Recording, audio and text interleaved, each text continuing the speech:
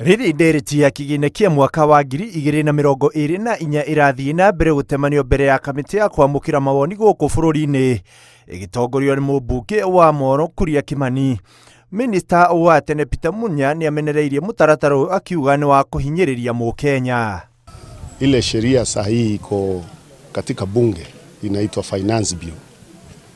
Ni sheria mbovu kwa sababu ni sheria ambayo inaongezea mizigo wananchi wa kawaida. Na pendekezo nyingi zile siko kwa hiyo sheria si pendekezo za kusaidia uchumi wa Kenya unawiri. Pendekezo ambazo zitapiga zitaharibu biashara, siongezee mizigo wananchi wa kawaida.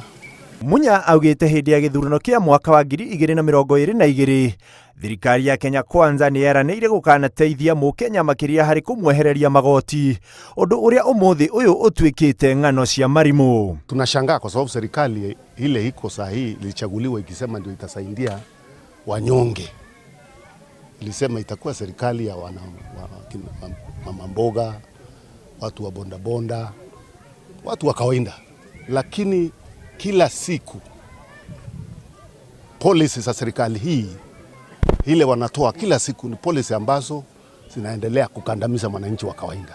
Oho Munya ni ahinyiriirie kuga thirikari ndibatiĩ gũkorwo ikihinyiriria arimi anini, kuona thirikari nene ĩingĩrĩire nginyagia matũra-inĩ kuria thirikari cia kaunti cibatiĩ gũkorwo cikiũngania magoti ma cess, undu uria ni mugaru na watho. Kwa kisheria ile serikali iko na nguvu ya kutoza ushuru kwa kilimo ni serikali ya kaunti, na inatosha ushuru ile inaitwa cess ukipeleka mazao yako kwa soko.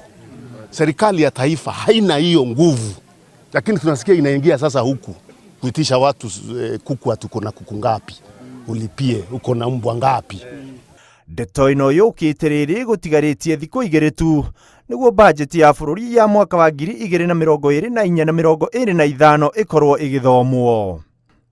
Handũ-inĩ ha Inooro TV, rĩtwa rĩakwa nĩ Ikua Wamboci.